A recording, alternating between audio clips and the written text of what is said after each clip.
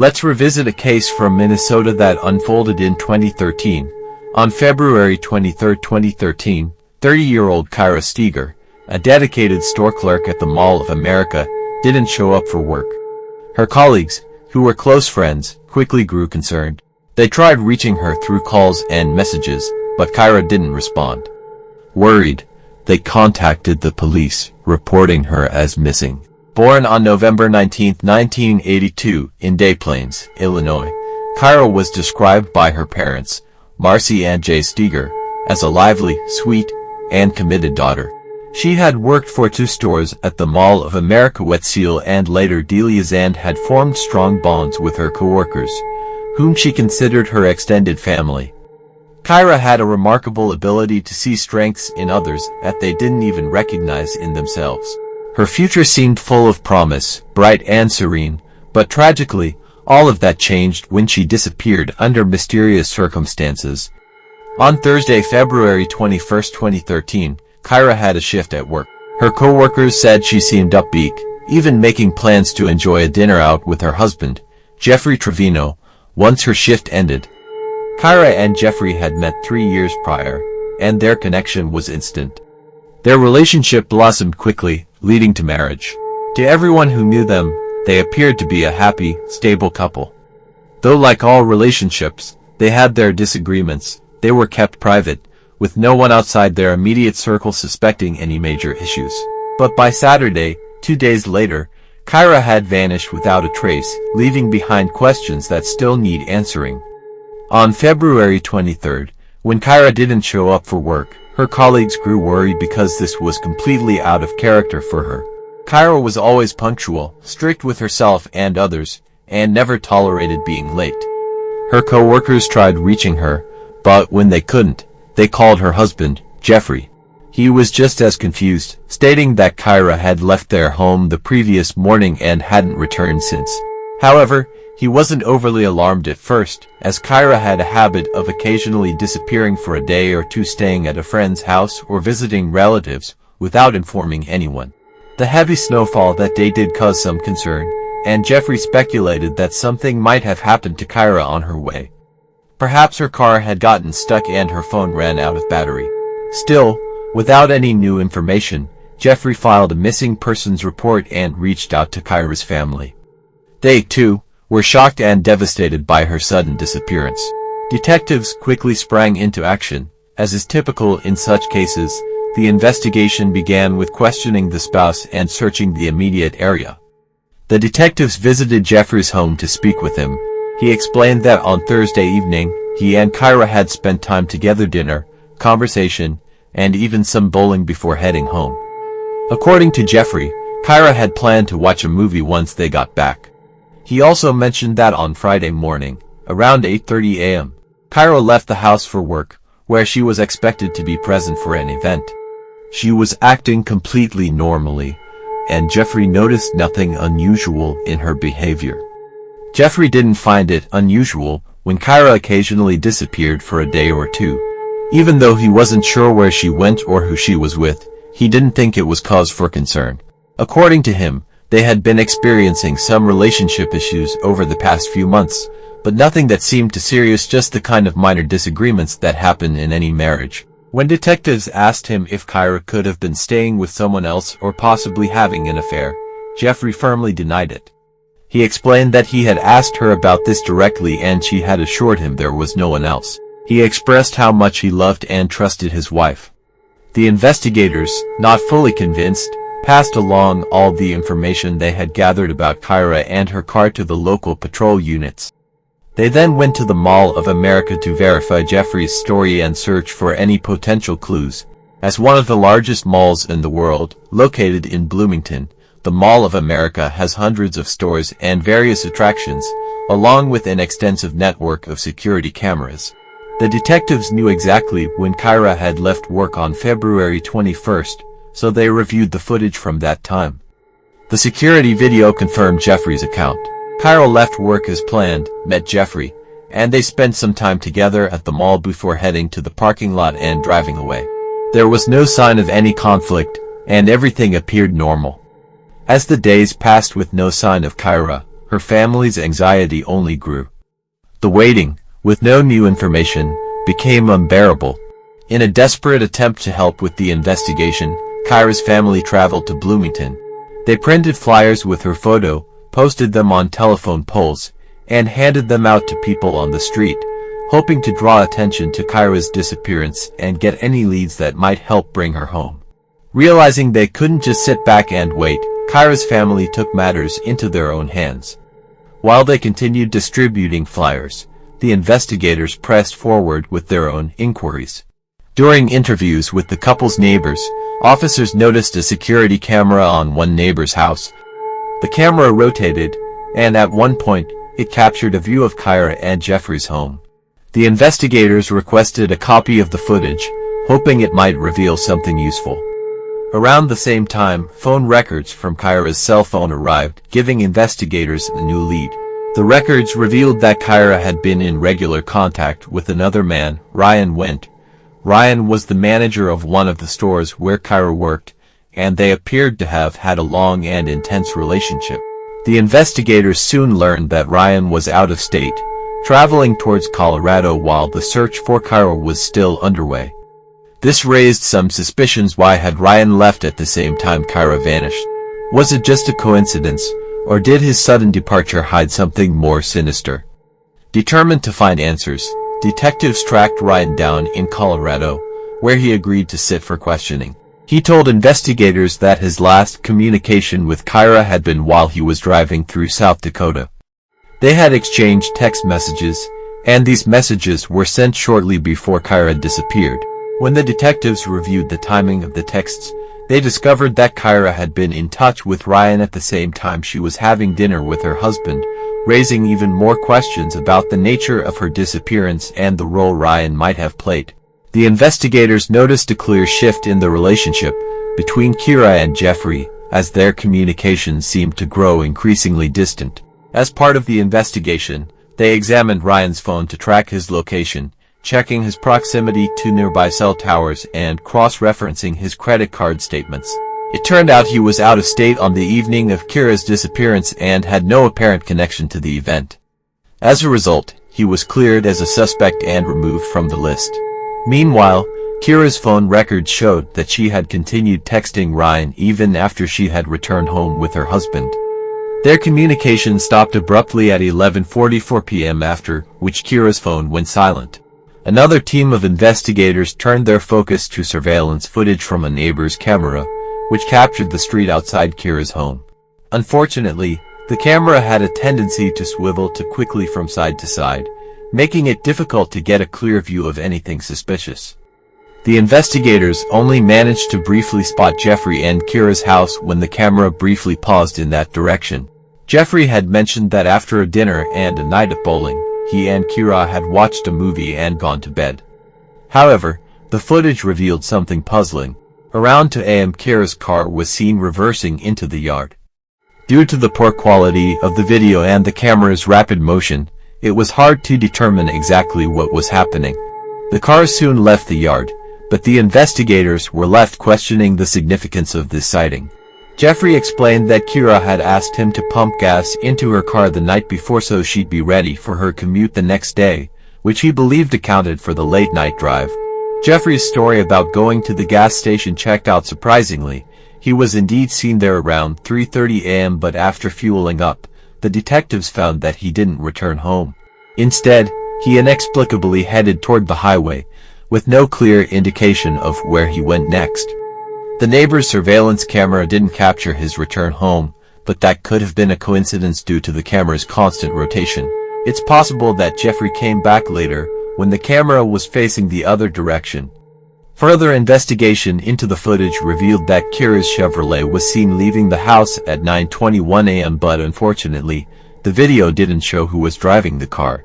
A missing person report was officially filed for Kyra on Saturday, February 23rd. Then, on Monday, February 25th, police received a call about a suspicious vehicle near a shopping center where Kyra worked. Security guards had noticed a car parked there for several days and had requested a tow. When the tow truck driver went to check the car before hauling it away, he noticed suspicious red smudges on the trunk lid. Concerned, He contacted the police, and it turned out to be Kira's white Chevy. The investigators found only a few small bloodstains on the scene, but even that was a troubling sign. Kira's purse, which had been recovered from her abandoned car, contained divorce court forms that appeared to have been downloaded from the internet. Nearby, in the snow behind the car, a small dark object caught their attention. Upon closer inspection, it turned out to be a rolled-up trunk mat, stained with dark marks. DNA testing confirmed the blood belonged to Kira Steger. This grim discovery led the investigators to reluctantly conclude that Kira was most likely dead. The news was a devastating blow to her family and friends, crushing their last hopes of finding her alive. As they processed the horror of the situation, new questions began to arise. How had she died? Had she suffered? And who could have hated her enough to take her life? The absence of Kira's body made the pain even more unbearable. It was one thing to grieve someone who had passed, but without her body, the sorrow felt even more unbearable. With the realization that Kira was likely no longer alive, the detectives shifted their focus. Their primary goal now was to identify the person who had left her car in the parking lot. Kira's car had left her house at 9:21 a.m. and around 20 minutes later, the mall's surveillance cameras picked it up. While there were no cameras in the exact lot where the car had been abandoned, there was a camera aimed at the pathway leading to it. When the detectives reviewed the footage, they spotted something interesting. Just moments after Kira's car entered the lot, a man wearing a hood appeared in the footage. While it was cold enough for someone to wear a hoodie, the detectives knew they needed to figure out where this man was headed next. A hooded figure was seen crossing the street before approaching a taxi stand. He exchanged a few words with one of the drivers, then climbed into the vehicle and drove off. Investigators quickly determined which taxi company the vehicle belonged to by matching the time of the hooded man's interaction with the driver. Identifying the car was simple. Each taxi in that lot was registered and equipped with a GPS tracker. Tracking the cab's route, police discovered that the man had ended his ride just 1 block away from Kira and Jeffrey's house. He paid in cash before stepping out and disappearing into the night. As the taxi left the neighborhood, it was captured by a surveillance camera, the same one that had partially filmed Kira and Jeffrey's residence. 2 minutes later, the hooded man appeared on the footage. Though the poor image quality obscured his face, one detail stood out, a distinct white logo on his hoodie. Investigators watched intently as the man approached the house. Kira had been missing for days, and the evidence strongly suggested that the hooded figure was none other than Jeffrey. Armed with a search warrant, law enforcement officers made their way to the house. At first glance, it seemed unremarkable, just another suburban home. But upon closer inspection, forensic experts began uncovering chilling evidence. Dark red stains dotted the walls beside the bed, and the mattress was speckled with nearly 100 more. The room had been rearranged, recently cleaned, but not well enough to erase all traces of what had happened. Then, the forensics team sprayed luminol. Instantly, the carpet came alive with an eerie glow. Bloodstains imperceptible to the naked eye lit up beneath the chemical, stretching from the bedroom and trailing across the house. The evidence painted a grim picture, one that law enforcement could no longer ignore. Something terrible had happened here. Forensic analysis confirmed that the blood found in the house belonged to Kira, solidifying investigators' belief that she was no longer alive. While searching the home provided crucial evidence, law enforcement extended their investigation to Jeffrey's car. At first glance, the vehicle appeared clean, no blood, no signs of a struggle. But a single clue stood out, a gas station receipt tucked inside. The receipt, issued an hour and 40 minutes before Kira's car was abandoned at the mall, showed a transaction made with Jeffrey's card. Following this lead, detectives visited the gas station and reviewed its security footage.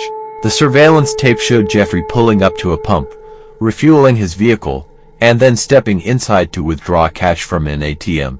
Though the quality of the footage wasn't perfect, it captured something crucial: Jeffrey's face and a logo on his jacket. With mounting evidence against him, 39-year-old Jeffrey Trevino was placed under arrest. He was taken to the station for questioning, but as soon as he entered the interrogation room, he called his attorney. On legal advice, he invoked his right to remain silent. The case against Jeffrey was strong. The forensic evidence, the surveillance footage, the suspicious timeline, it all pointed to him. But without a body, the most definitive proof of his guilt remained elusive. Determined to find Kira, police, her family, and volunteers spent months combing through the area. Their search stretched into late March when, as the snow finally began to melt, a group of volunteers stumbled upon something disturbing near Keller Lake, just a few miles from Trevino's home. It was a bag, abandoned by the roadside. Inside, they found a blood-stained pillow, a shirt, and a bra. Forensic testing confirmed the inevitable. The items bore Kira's DNA. With renewed urgency, authorities turned their attention to the lake itself. But the icy conditions made the search difficult. Divers scoured the frigid water, yet no remains surfaced. Search dogs trained to locate human bodies were deployed multiple times, covering every inch of the surrounding area. Still, nothing. 2.5 months had passed since Kira's disappearance. And though the evidence painted a grim picture, the most crucial piece of the puzzle, Kira's body, remained missing. On the evening of May 8, 2013, a call came into the St. Paul Police Department that would change the course of an already devastating investigation. The male caller, his voice laced with unease, reported seeing what looked like a human body floating in the Mississippi River. When officers arrived, their grim suspicions were confirmed. A body, stripped of clothing and battered by the elements, had surfaced from the cold, murky depths. Investigators moved swiftly to identify the remains, and dental records soon provided an answer: the body belonged to Kira Steger. The condition of her corpse told a story of violence. Kira had suffered a severe blunt force injury to her forehead, the impact strong enough to suggest a brutal assault. Her left index finger was fractured, a detail that hinted at a struggle, an act of defiance against her killer. But beyond these wounds, time and water had erased critical evidence. The extent of decomposition made it impossible for medical examiners to determine her exact cause of death. With Kira's body recovered, investigators set out to piece together the final moments of her life. The theory they built was chilling. That night, after Kira and Jeffrey returned home, something triggered a deadly confrontation. Perhaps Jeffrey noticed she was texting someone, or maybe he had already suspected she was hiding something. When Kira refused to show him her messages, his anger erupted. He ripped the phone from her grasp, breaking her finger in the process. And then, in a fit of rage fueled by jealousy and betrayal, he took her life. But murder was only the first part of his crime. The next step was covering it up. Jeffrey acted quickly. He used Kira's own car to transport her body, placing her lifeless form in the trunk before driving away from their home. His first stop was a gas station, where he withdrew cash, a detail that would later become crucial evidence. From there, he continued his grim journey to the Mississippi River. Under the cover of darkness, he disposed of Kira's body, letting the rushing water swallow the truth. On his way home, he discarded a bag containing key evidence: a blooded pillow, a shirt, a bra on the roadside near Keller Lake, as if shedding pieces of his crime along the way. By morning, he returned to his careful deception. He withdrew more cash from an ATM, knowing he would need to pay for a cab after staging Kira's disappearance. Later, he abandoned her car in the mall parking lot, a calculated move meant to convince the world that Kira had left on her own, never to return. Then, he cleaned every stain, every trace, every drop of blood. He scrubbed away the evidence of what had happened inside their home, hoping that if he erased the physical proof, he could erase suspicion itself. But Jeffrey had overlooked something: the cold, unblinking eyes of surveillance cameras. Footage captured his movements, placing him at key locations, exposing the holes in his story. And when the forensic evidence inside the house began to surface, his carefully constructed lie collapsed.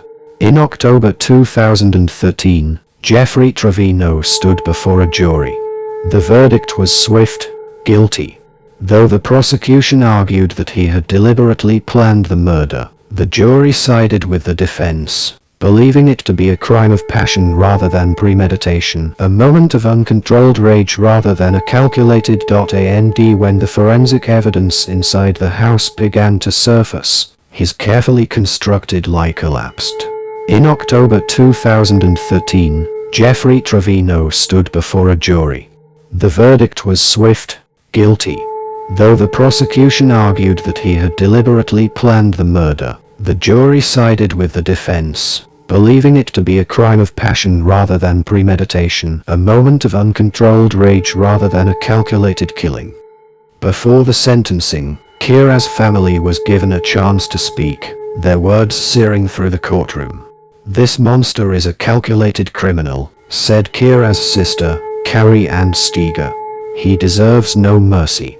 Her mother, Marcy, added her own painful truth. "He certainly showed my daughter no mercy. He dumped her like a piece of trash into the nation's most polluted body of water."